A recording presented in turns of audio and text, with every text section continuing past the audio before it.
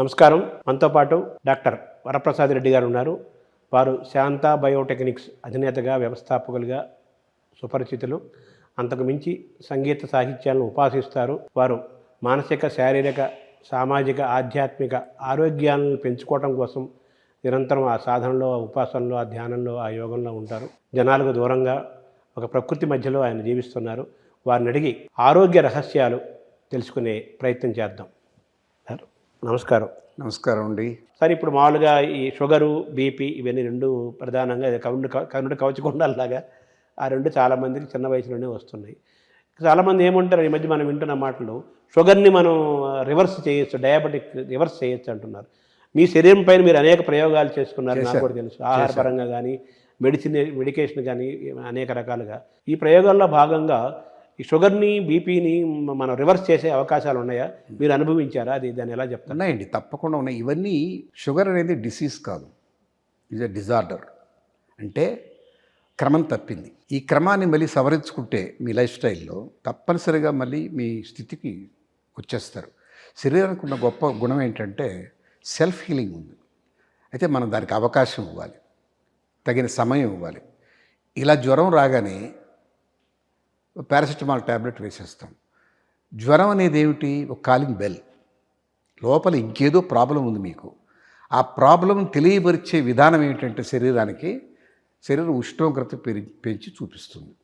జ్వరం అనేది సిమ్టమ్, రోగం కాదు. ఆ సిమ్టమ్ని కాలింగ్ బెల్ అలారం పెట్టుకుంటాం 5:30 నిద్రలేయడానికి, నొక్కేస్తాం నేను లేచేసానని. ఇక్కడ కూడా జ్వరం సిమ్టమ్ కాలింగ్ బెల్ లాగా వస్తే దాన్ని నోరు నొక్కేయడానికి పారాసిటమాల్ వేస్తాం. మరి లోపల ప్రాబ్లం అది అలాగే ఉంది. షుగర్ ఎందుకు వచ్చింది? శరీరానికి తగినంత శ్రమ లేదు. కార్బోహైడ్రేట్స్ అవసరం మించి తీసుకుంటున్నారు. అవసరం మించిన కార్బోహైడ్రేట్స్ వాటిని ఖర్చు చేసేటటువంటి శ్రమ విధానం లేదు. శ్రమ ఎందుకు తగ్గింది? అన్నిటికీ మనకు మూమెంట్స్ తగ్గిపోవడానికి కారణం ఆటోమేషన్. కూర్చున్న కుర్చీలో ఫైల్ కావాలంటే లేచి ఆడికి వెళ్ళి తీసుకునేవాళ్ళు. దీనికి వీల్స్ పెట్టేసుకున్నాం. దీంట్లోనే కూర్చొని లేయం, పక్కకు జరుగుతాం, ఇటు జరుగుతాం, అటు జరుగుతాం. మీ అసిస్టెంట్తో మాట్లాడాలి, ఇంటర్ కనెక్ట్ ఫోను. ఒకప్పుడు ఆ డెస్క్ పిలిపించుకోవడమో లేకపోతే మీరు వెళ్ళడమో జరిగేది. అది లేదు. సిగ్నిఫికెంట్గా శ్రమ తగ్గిపోయింది. దానికి తగ్గట్టుగా మీ ఆహారం తగ్గించలే.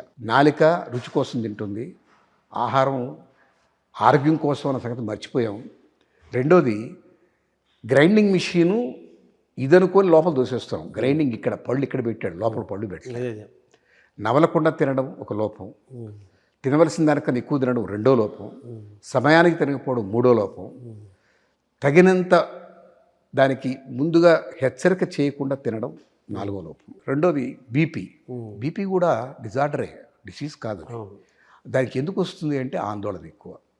మీకు తెలియనటువంటి స్ట్రెస్లో బతుకుతున్నారు. ఇప్పుడు ఉదయం లేచిన మనిషి అనేక రకాల విషయాలు తలదూరుస్తున్నాడు. వచ్చిన సోషల్ మీడియా చూసుకోవాలి, తనకి ఇష్టమైనటువంటి హీరో సినిమా ఏదో చూసుకోవాలి, దానికి వచ్చినటువంటి కామెంటరీ ఏటో చదువుకోవాలి.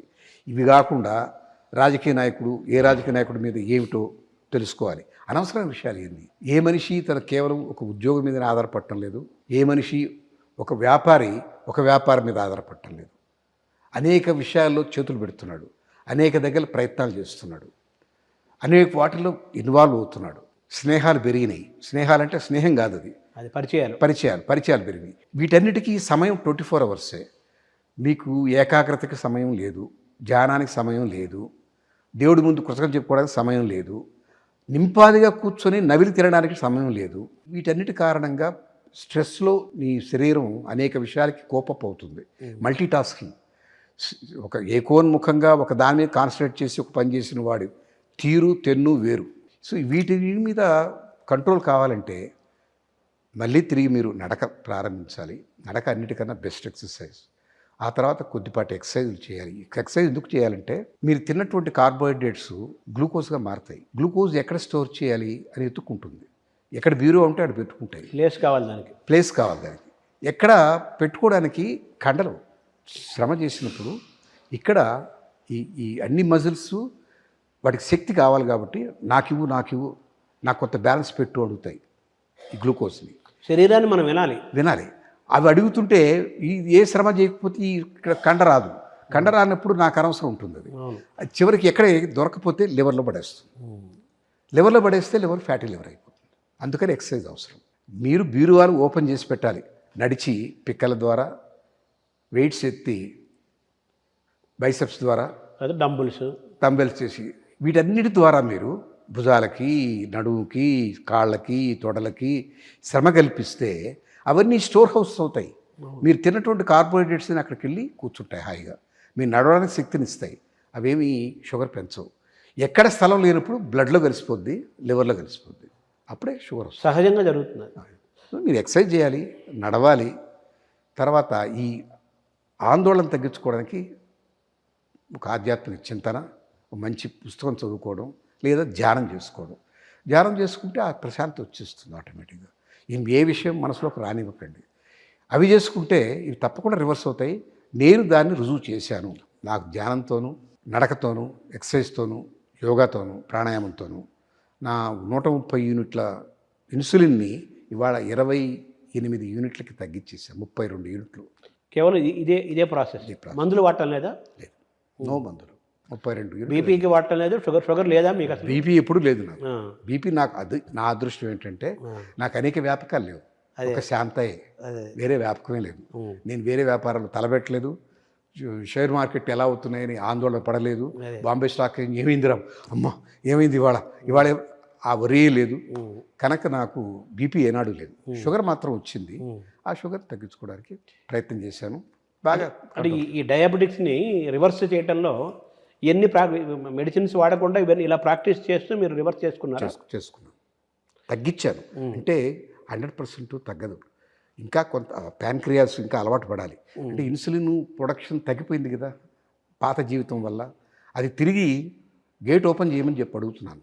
శ్రమ చేస్తున్నాను, నడుస్తున్నాను, యోగా చేస్తున్నాను, పరిమిత ఆహారం తీసుకుంటున్నాను. ఓకే లెట్ మీ వేకప్ అంటుంది అది. ఆ ప్యాన్క్రియాస్ వేకప్ అయ్యే రోజు వస్తుంది, మహా అయితే ఇంకో 6 నెలలు.